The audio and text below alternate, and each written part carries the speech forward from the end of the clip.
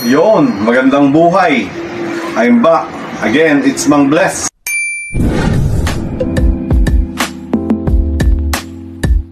Para sa Real Talks.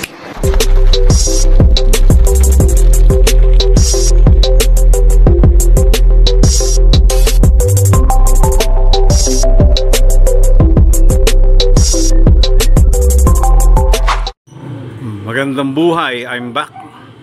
It's Real Talk number 17 with Mang Bless. Ang word for today natin ay ang bloodlines. Yan, i-organize lang po natin yan.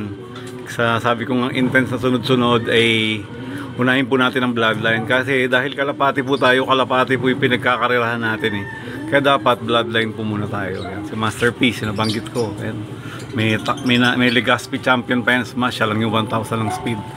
So yung mga foundation ko, yan, si Wilbur sa gold band team ni Vicente Ngo. Check nyo lang po yung mga record niya, pwede nyo i-post. So po yung mga sa loob ng 20 plus years ko, kaya po typical na nakatingala ako, tinitingala ko po sila. Yan po yung aking mga primary at foundation achievements. Ang next ko po na medyo may pagmamalaki yan, si Victory. Yan, sa South, si Glory sa North. Yung Jecam Gilles Victory at Glory na yan ay back-to-back North and South sa isang season. At yan, almost all lap yan sa Derby. Sa area, ayan, nag-6th place pa siya sa Calbayog, Young Bird MFC, 2,000 plus birds pa yan. Ito, sa bloodline din natin, check natin. Ito ay kulelap na siya pero sa dulo ay siya lang yung naka 6 points. Dahil sa karera po ngayon ay hindi lang speed. Kaya check po natin yung improvement ng ating mga bloodlines. Hindi po tayo sa mga management at mga programa at mga sikretong gamot na pampalakas. Bloodline po yan. Yan, sila Olympic 222. Yan, ito po back to back. Pan race, saka overall at saka top overall din siya sa MMFC. Yan, si Komosuki, yan, lap champion sa MMFC, Matnog. Hindi ko nawan yung mga local areas. Yan, yung mga gold band team ko. Yan, si Francis. Overall sa apari po niyang apat ay 1, 2, 3 lang ang pwesto niya. Yan po talaga ang forte na palagay ko na gold band team. Yan si Ablaze po, almost all ay lap champion siya. Yan, actually leading yan pero nausog. Yan, pero super set winner din po siya. Sa area ay first overall champion siya.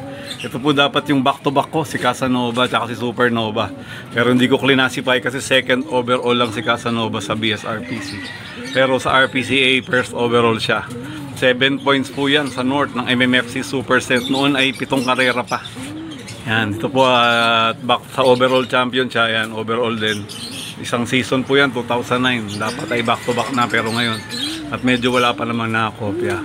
So in conclusion po ay yan po ang mga tinitingala ko. Kasi yan po yung foundation. Diyan po natin i-check muna yung ating mga source kung credible. Yan. Kaya actually isama ko na rin po yung commercial. Yung mga available po tayo niyan.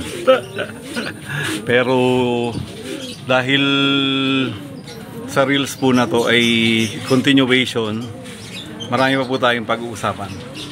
At dahil dyan, peace. Thank you.